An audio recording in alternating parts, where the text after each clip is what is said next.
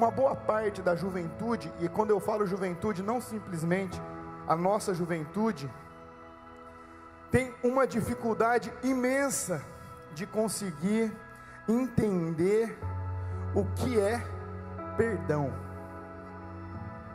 Seja você o infrator, ou seja você o que foi lesado, o que teve os danos. E quando nós olhamos para a palavra de Deus, no Evangelho de Mateus, capítulo 18, verso 21 e 22, Pedro, ele está ali próximo de Jesus, e ele fala assim: Senhor, quantas vezes deverei perdoar ao meu irmão, quando ele pecar contra mim? Até 7 vezes?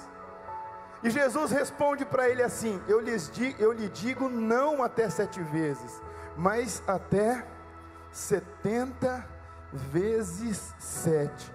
E às vezes quando nós lemos isso aqui, a gente não tem dimensão do que está por trás desse texto, do que Jesus estava tentando ensinar para Pedro, e não só a Pedro, mas a todos os discípulos que estavam ali. E eu quero que vocês prestem muita atenção essa noite, porque muitos jovens não conseguem ter uma vida bem sucedida, não conseguem, e a vida que eu falo, eu não estou falando simplesmente a nível ministerial, estou falando a nível familiar, a nível financeiro, a nível sentimental, a nível profissional. É um jovem que vive amarrado, vive preso, não consegue ter êxito em nem uma área da sua vida. Ou é um jovem que vive uma montanha russa, a sua vida é um turbilhão de emoções. Ao mesmo tempo que ele está em êxtase, está super feliz, no outro dia ele está trancafiado dentro de um quarto, não podendo ver a luz do sol, porque a vida dele é uma porcaria. E nós começamos a entender que todas as vezes que nós pregamos aqui nesse púlpito sobre perdão, sobre avivamento, sobre conquista, sobre relacionamento com Deus, sobre intimidade, nós começamos a voltar para cá, desde o nosso relacionamento com Deus, até o nosso relacionamento com o nosso próximo, e até mesmo o nosso relacionamento com a nossa alma.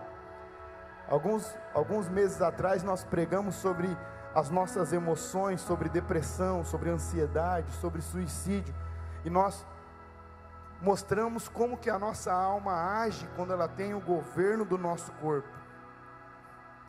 Então, quando nós olhamos para esse episódio da Bíblia, quando nós olhamos para Pedro, indagando Jesus, e Jesus respondendo Pedro, com toda certeza, Pedro, ele fez a pergunta, do jeito que ele era audacioso, que ele gostava sempre de estar à frente, sempre de estar ali, se mostrando pronto para Jesus.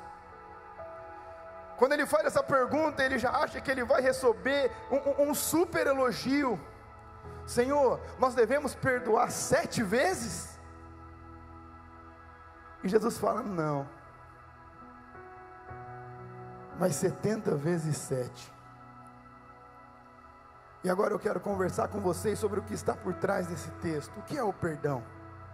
Qual o significado do perdão na nossa vida individual, na nossa vida de relacionamentos pessoais e na nossa vida de relacionamento com Deus? Nós vamos voltar nesse texto aqui no final, mas projeta para mim, por favor, Hebreus capítulo 7, verso 20 a seguir.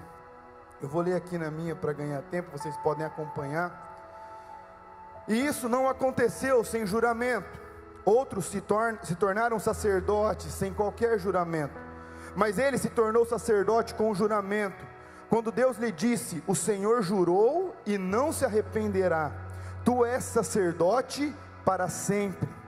Jesus tornou-se por isso mesmo a garantia de uma aliança superior. Ora, daqueles sacerdotes tendo havido muitos, porque a morte os impede de continuar em seu ofício.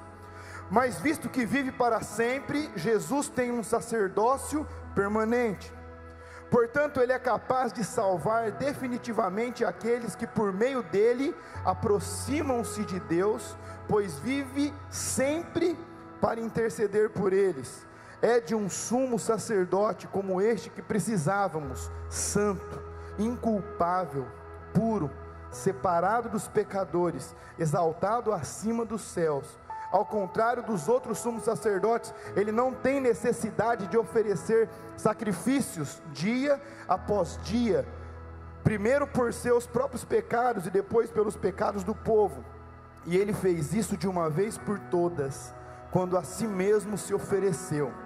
Pois a lei constituiu sumos sacerdotes a homens que têm fraquezas, mas o juramento que veio depois da lei constitui o Filho perfeito para sempre.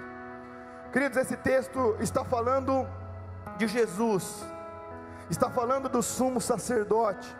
Então, talvez, se você ainda não tem um entendimento do papel do sacrifício de Jesus, do porquê Jesus morreu em uma cruz por você, isso começou desde a criação, quando Adão ele transgrediu a lei do Senhor. E ali na viração do dia, quando Deus ele descia todos os dias na viração do dia para falar com Adão, ele desce um dia e ele começa a chamar Adão, Adão, e Adão não vem ao seu encontro. Adão ele vai e se esconde, e Deus continua chamando ele, até que Adão vem meio sem jeito ali, e ele fala: Adão, por que você se escondeu?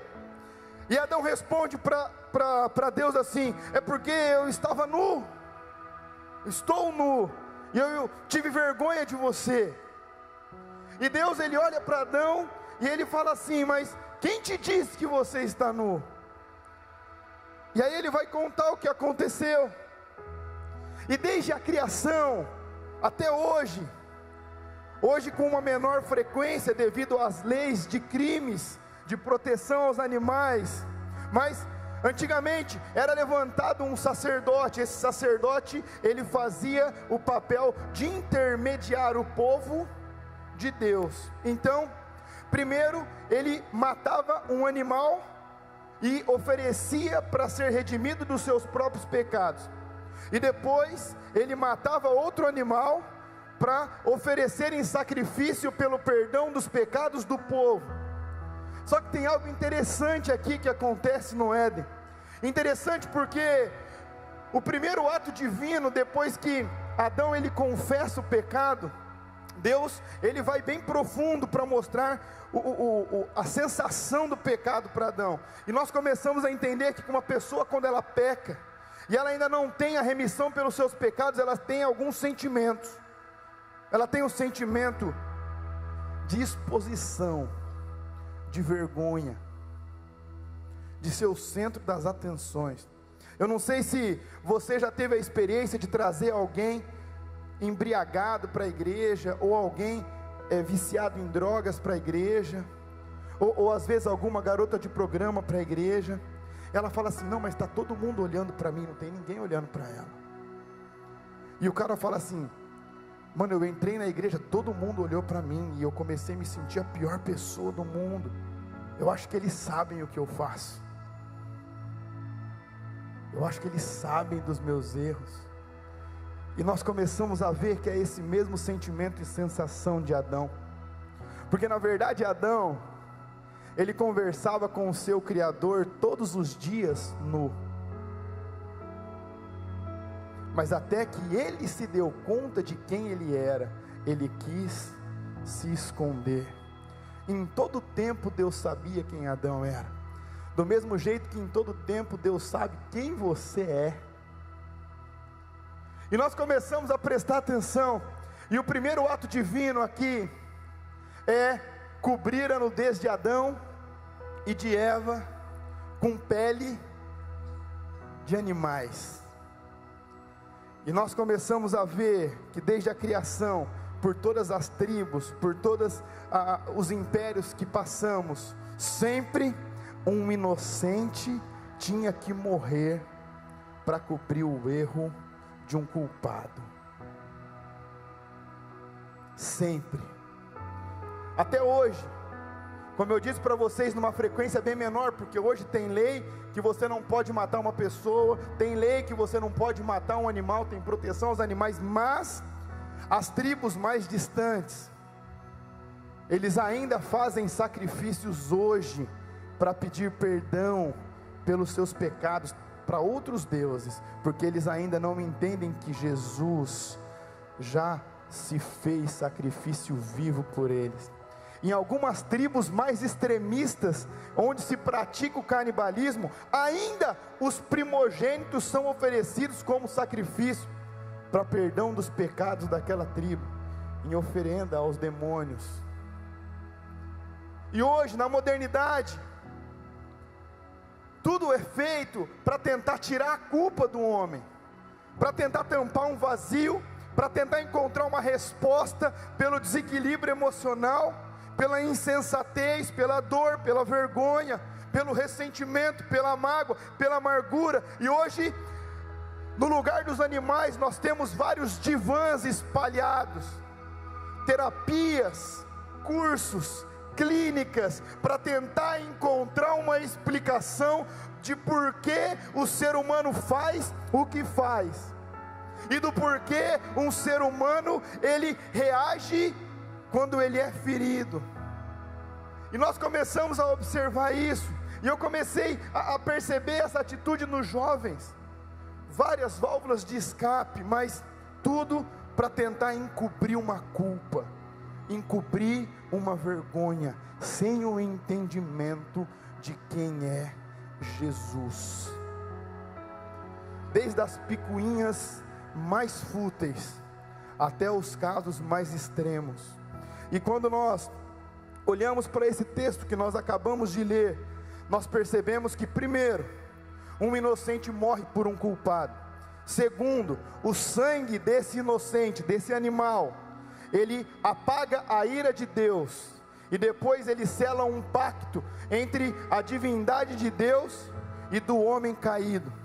É por isso que animais eram sacrificados todos os dias no Antigo Testamento, e até a vinda de Jesus, para os que entendem o sacrifício dele. Outras pessoas ainda tentam fazer isso, encontrar intermediários entre o homem e Deus, uma vez que nós não precisamos mais disso, porque nós já temos um sumo sacerdote que está assentado à direita de Deus, que é Jesus Cristo de Nazaré. Pastor, mas o que isso tem a ver com perdão? Tem tudo a ver, porque se nós não entendermos quem nós somos, se nós não entendermos a nossa natureza humana caída, vem uma arrogância, vem um orgulho, e nós achamos que nós estamos em uma posição de julgar, quando na verdade nesse tribunal nós somos os réus perante Deus e as pessoas. Hoje eu li uma frase de Spurgeon que me chamou muita atenção. Príncipe dos pregadores, ele falou assim: olha, se alguém falar mal de você, não fique chateado, porque na verdade você é muito pior do que ele está falando. Quando nós não temos entendimento que nós somos pecadores,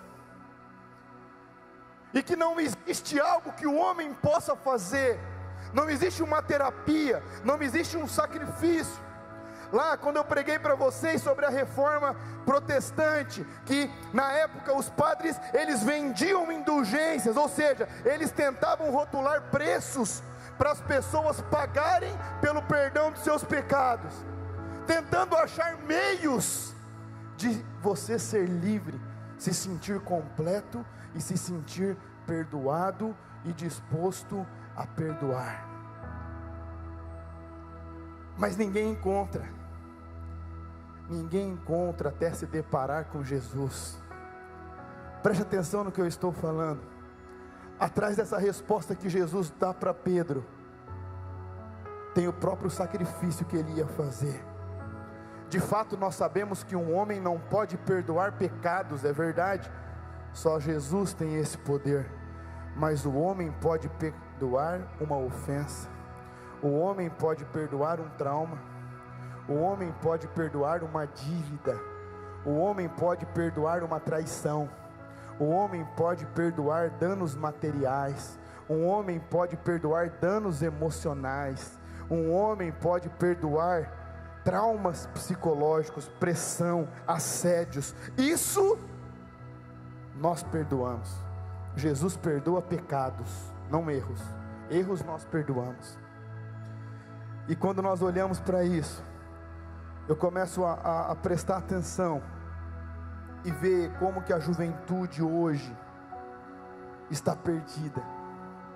Perdida porque existe uma falsa autossuficiência dentro desses jovens hoje, pensando que eles são os donos do mundo, que eles sabem de tudo, e levando eles para a perdição do pecado e do inferno.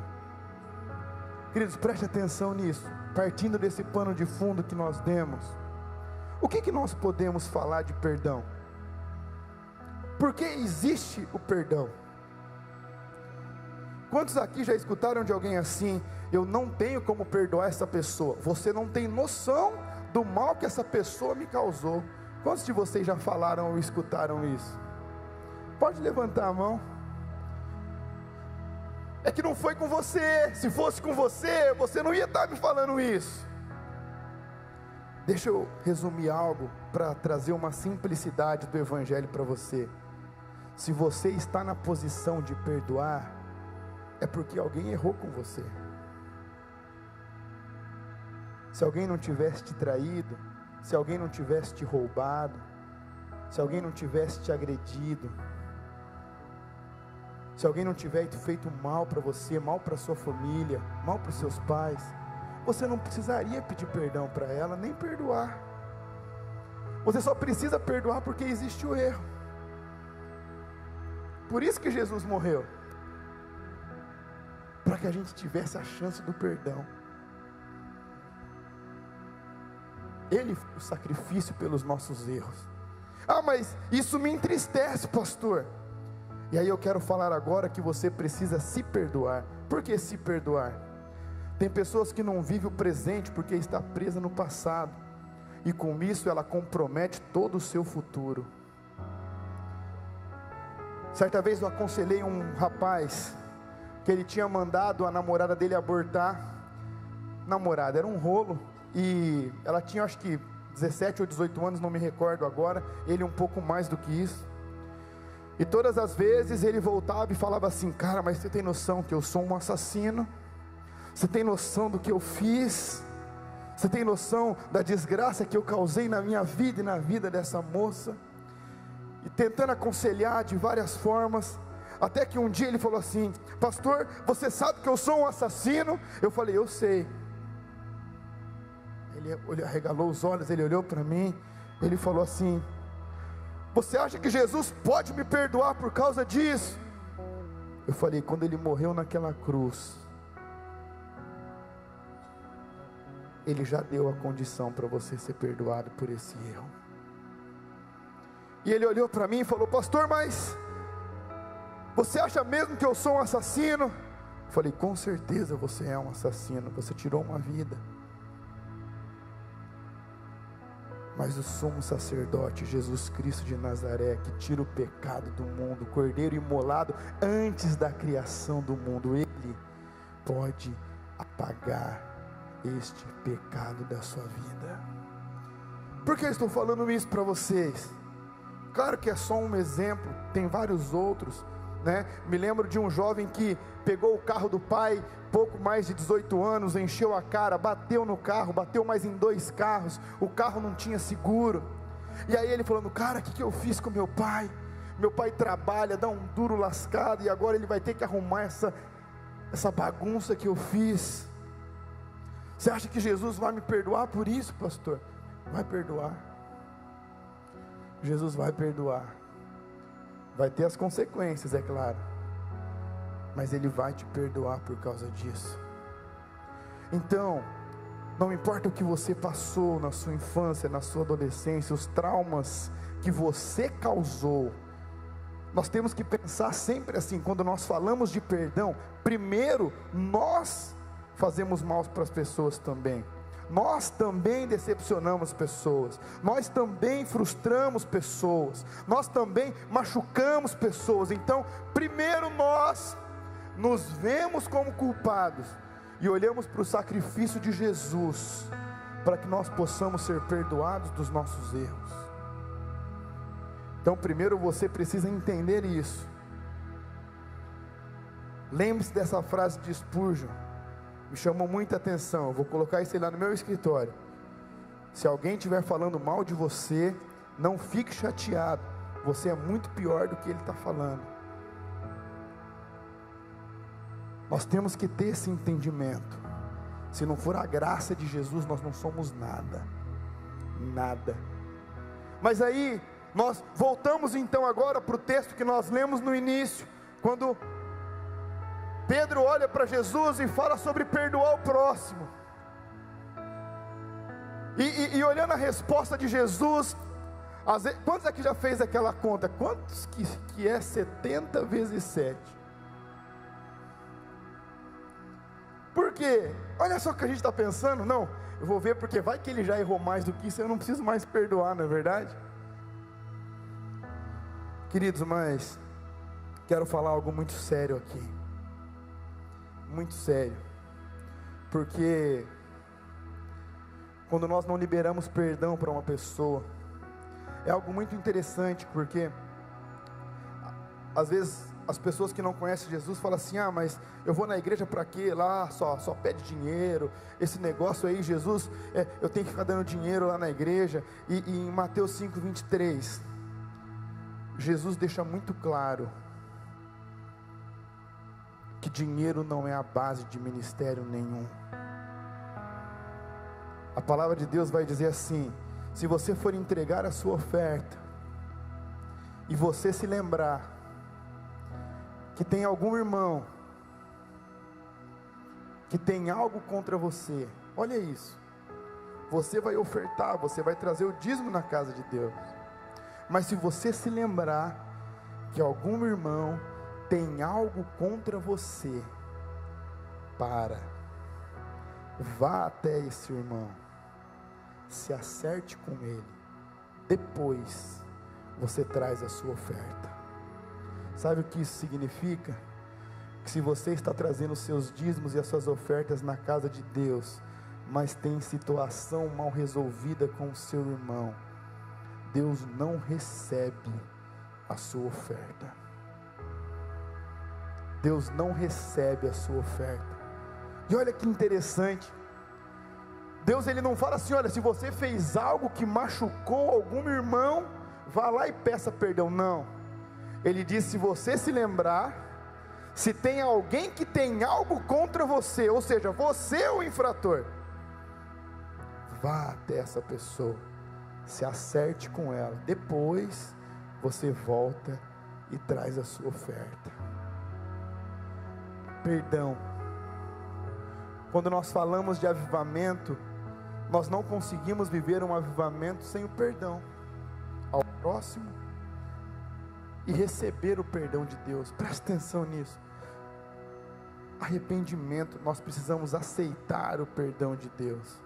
Ele já enviou Jesus, Jesus já morreu, Ele já foi o Cordeiro, o sumo sacerdote, o Cordeiro imaculado, santo, que tira o pecado do mundo. E quando nós falamos de você perdoar, eu estou falando das coisas mais simples, até das coisas mais extremas. Aprendi a perdoar com meu pai. Talvez a história que eu conheço mais forte, pode ser que existam outras, mas eu não vivenciei. Meu pai, quando ele tinha de 11 para 12 anos, ele estava aprendendo a andar de bicicleta, daquelas bicicletas grandes, e o meu avô falou assim para ele: olha, você não vai andar de bicicleta, porque não quero que você anda hoje, né? Ou seja, meu avô saiu para trabalhar, o que duas crianças fazem? Pega a bicicleta e vai andar. E o irmão mais velho dele foi segurando a bicicleta, e era uma descida, e aí chegou num certo ponto, ele soltou e não falou nada para o meu pai. E quando meu pai estava descendo, ele gritou lá de cima: soltei. E ele estava indo bem, mas aí ele foi olhar para trás, porque tinha soltado, ele escutou o grito, ele caiu, e ele teve uma fratura exposta no braço. E uma criança, quando se machuca, quando alguma coisa dá errado, ela faz o quê? Ela corre para o pai. E meu pai saiu correndo. Meu avô trabalhava em uma fazenda, não sei precisar exatamente, mas ficavam uns 3 ou 4 quilômetros ali da onde ele tinha caído. E quando ele chega no meu avô, com o osso para fora, tendo corrido, chorando, desesperado, meu avô olha para o braço dele e fala assim: o que você estava fazendo? Ele falou: andando de bicicleta. Ele falou: mas eu não disse que não era para você andar de bicicleta? E virou as costas. E quando ele voltou com um reio, porque era numa fazenda.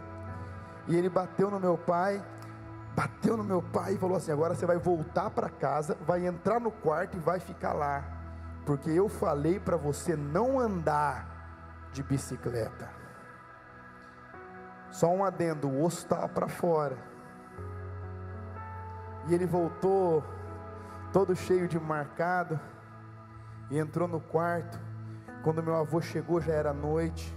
Ele estava com febre, com o osso para fora. E meu avô entrou como se nada tivesse acontecido.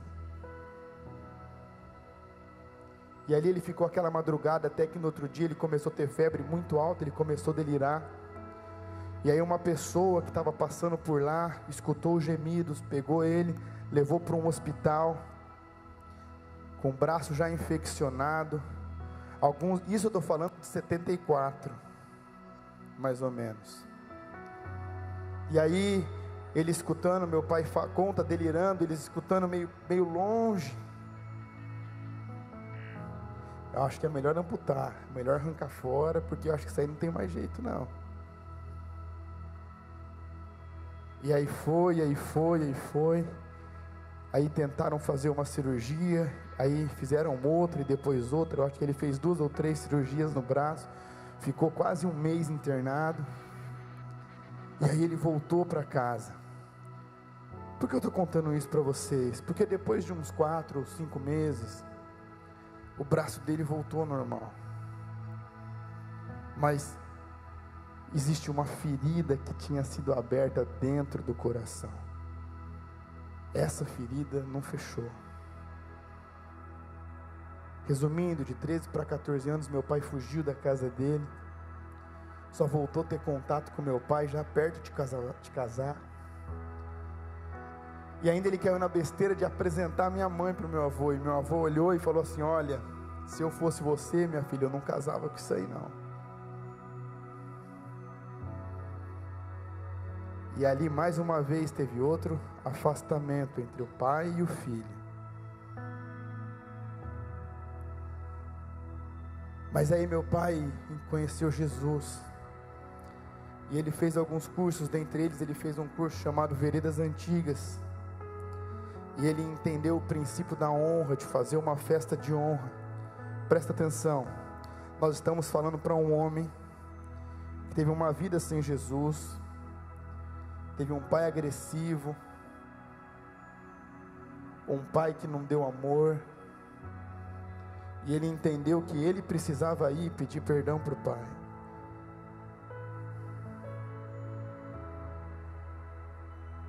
E aí ele faz essa festa e ele começa a ler uma carta e chorar, pedindo perdão para o meu avô, por todas as vezes que ele tinha xingado meu avô, por todas as vezes que ele tinha desejado que meu avô morresse. E quando acabou isso, meu avô começou a chorar, falando que ele acordava nas madrugadas pensando no mal que ele tinha feito.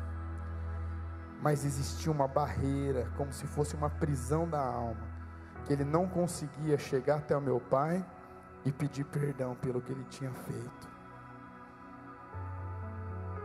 Jesus, quantas vezes eu devo perdoar quem me ofende? 7 vezes?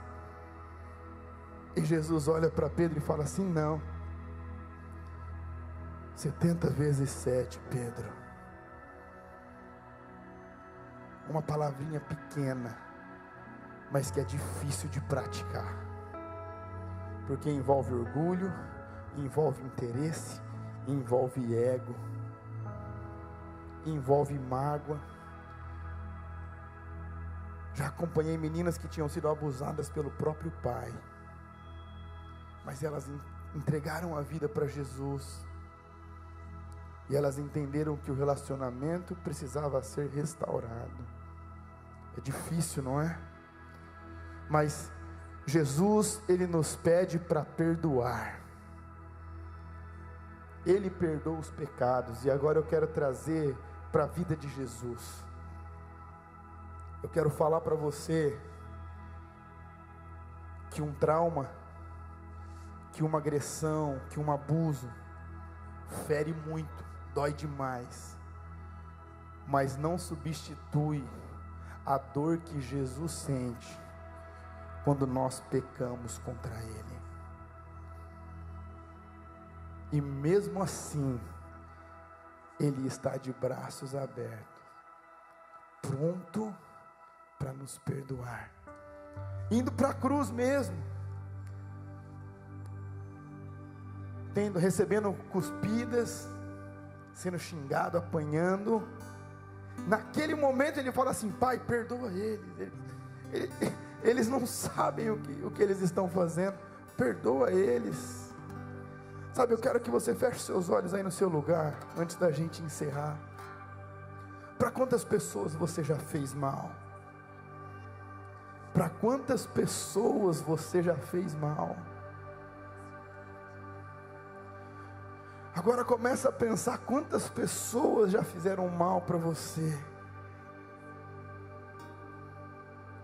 Quantas vezes você foi o lesado? Quantas vezes você perdeu? Quantas vezes você chorou? Quantas vezes você se sentiu sozinho? Quantas vezes você se sentiu traído? E quando nós falamos de traição, nós estamos falando de um namoro, de uma pessoa que você amava. Nós estamos falando de um melhor amigo, porque a traição vem de quem está perto. A traição nunca vem de quem está longe. Sabe, mas Jesus, Ele olha para vocês,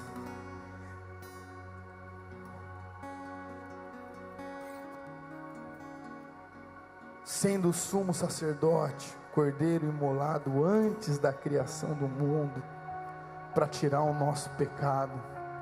E não importa o quanto dói, e não importa o tamanho da nossa indiferença para Ele, e não importa quantas vezes nós viramos as costas para Ele. E aí eu falo de coisas simples, até às vezes que nós preferimos dormir ao invés de orar.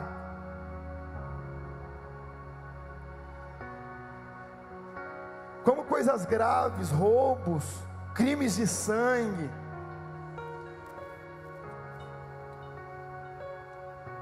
E Jesus, Ele está lá, porque nós sabemos que Jesus, Ele é atemporal, Ele não vive na nossa linha do tempo. Então para Deus, um ano é como se fosse 1000 anos, como um dia, e 1000 dias como um ano. Então, o sangue de Jesus ainda escorre naquela cruz quente. O sacrifício de Jesus é mais real do que você pensa, para que você pudesse ter a chance de ser salvo, para que você tivesse a chance de conseguir descobrir de onde vem essa culpa que você sente, essa raiva, essa ira, essa amargura, essa tristeza. Não importa a forma que a sua emoção responde dentro do seu organismo, mas Jesus ficou pendurado no madeiro, dilacerado. E antes disso acontecer, Ele olha para Pedro e fala assim: Pedro, se alguém te causar algum mal, se alguém te causar algum dano, perdoe essa pessoa. Na verdade, esses 70 vezes 7 não é para a gente chegar numa denominação, num número denominacional, para a gente saber. Não, É para Ele falando assim: olha, não importa quantas vezes essa pessoa errar com você, perdoa ela, porque eu sempre vou estar lá para perdoar você. Sabe, queridos, e se você quer receber essa graça, e se você quer receber esse amor imerecido, nós merecíamos estar lá pendurado naquela cruz, com a nossa arrogância, com a nossa autossuficiência, com o nosso orgulho.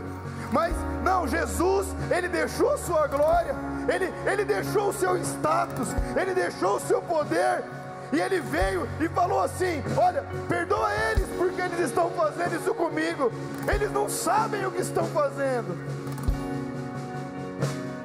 Enquanto a gente quer se encher, Jesus se esvaziou e veio para que eu e você tivéssemos uma oportunidade como essa. Sabe, se você está ressentido com alguém, ou se você sabe que alguém está ressentido com você, sabe, não perde tempo. Chega nessa pessoa e fala assim: olha, eu estou te liberando no mundo espiritual, eu estou te perdoando, eu estou te pedindo perdão. Se o seu problema é com seus pais, construa uma ponte de amor para alcançar o coração deles.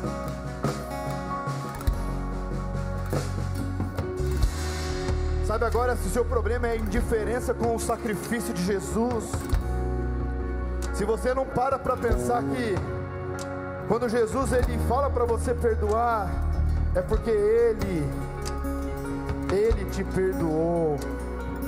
Eu quero te convidar a se colocar de pé no seu lugar.